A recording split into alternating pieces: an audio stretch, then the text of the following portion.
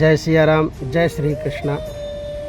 प्यारे भक्तों, आज हम आपको हरतालिका तीज के व्रत के नियम बतलाते हैं। जैसा कि मैंने पहले वीडियो में कहा था, तो सबसे पहले आज हम आपको बता दें कि आप लोग को तो ज्ञात है कि इस वर्ष जो है 26 अगस्त 2025 दिन मंगलवार को हरतालिका तीज का व्रत मनाया जाएगा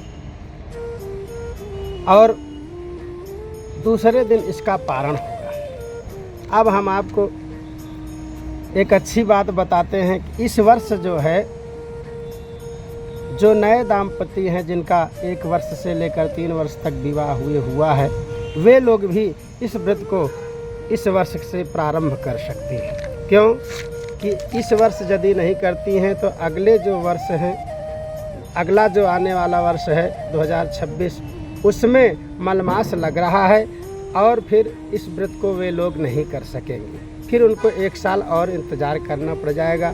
तो अच्छा यही होगा कि अपने सुख शांति एवं दाम्पत्य जीवन में खुशहाली के लिए एवं सुख सौभाग्य के लिए इस वर्ष वे लोग इस व्रत को ज़रूर प्रारंभ कर दें। अब हम आपको बतलाते हैं इस व्रत के नियम।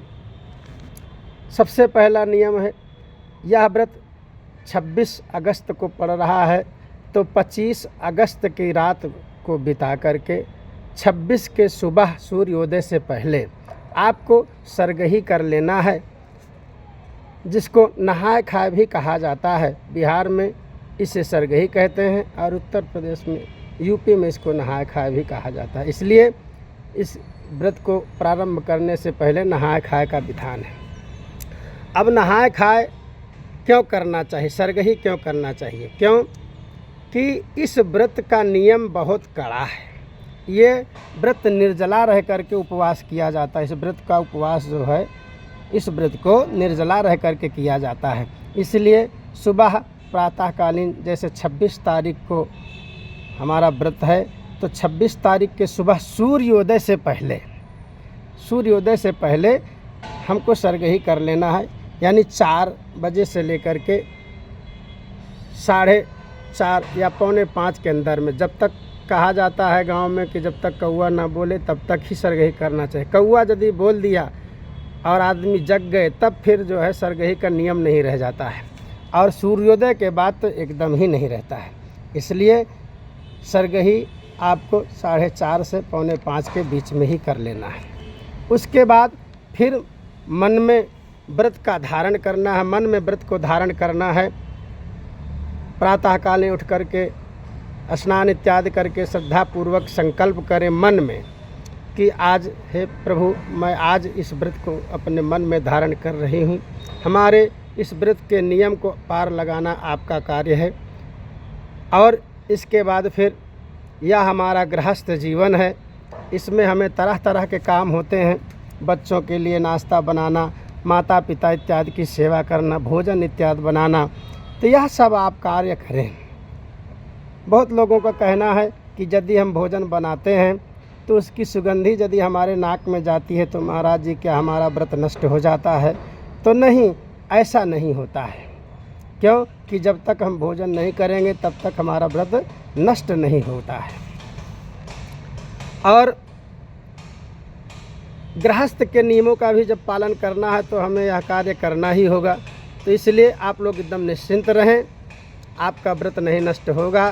क्यों कि इस विषय में कथा आती है कि दुर्वासा महाराज जी जो है, भोजन तो बहुत करते थे, परंतु उनका भाव रहता था कि वे दुर्वा खा रहे हैं।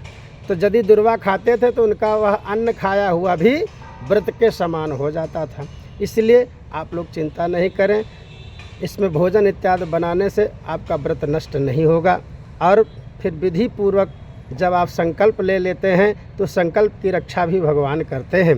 इसलिए आप निश्चिंत होकर के मन में व्रत को धारण करें, और धारण करके फिर यह व्रत जो है उदया तिथि का इसमें महत्व दिया है।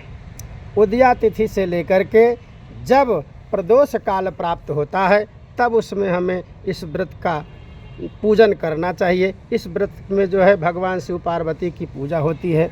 उसमें भगवान शिव एवं पार्वती का एक साथ पूजन करें, उनको स्नान इत्यादि करा करके पंचामृत से स्नान करावें तथा वस्त्र इत्यादि पहना करके उनका पूजन करें और व्रत की कथा को श्रवण करें। और या तो दूसरा नियम हो गया। तीसरा है अब उसका पारण करना। तो पारण का जब तक आप पारण नहीं कर लेते हैं जब तक आपका व्रत पूर्ण नहीं होता है। इसलिए रात भर आपको व्रत रहना है, सुबह से लेकर के रात दिन। एक दिन का व्रत होता है तो इसमें जो है सुबह में आपको तिथि प्राप्त हो रही है। अब बहुत लोगों का कहना है कि महाराज जी इस बार पंडित जी लोग बता रहे हैं कि तीज जो है 12:30 बजे तक है, तो हम उनके लिए विशेष रूप से यह कहना चाहेंगे तो क्या 12 बजे के बाद आप पारण कर लेंगे? नहीं, पारण नहीं करना है। प्रदोष काल में ही पूजा का विशेष महत्व होता है। अब यदि आपसे नहीं रहा जा रहा है तो आप भले 12 बजे तक ही उसको करके संपन्न कर लें, परंतु फिर भी पारण नहीं करना है। रहना तो व्रत आपको पूरा ही है। तो जब हमें पूरा व्रत रहना ही है तो फिर हम प्रदोष काल में पूजन क्यों नहीं करें?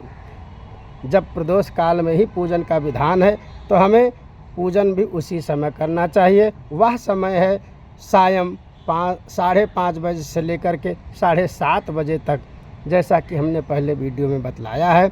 इस व्रत को करें, इसमें भगवान शिव पार्वती का पूजन करें एवं रात्रि में हो सके तो भजन इत्यादि करें, ओम नमः शिवाय का जाप करें। फिर प्रातःकालीन सूर्योदय से पहले उठ करके स्नान इत्यादि करके भगवान शिव पार्वती का पूजन करें एवं जथा सामग्री जो भी दान देने योग्य वस्तुएं हैं उन सबको छू करके ब्राह्मण को दान करें और उसके पश्चात तब व्रत का पारण करें। इससे भगवान आपकी सारी मनोकामनाओं को पूर्ण करेंगे। आपको सुख सौभाग्य हमेशा प्राप्त होता रहेगा। जय श्री राम, जय श्री राधे, जय श्री कृष्ण। ओम नमः शिवाय। हर हर महादेव।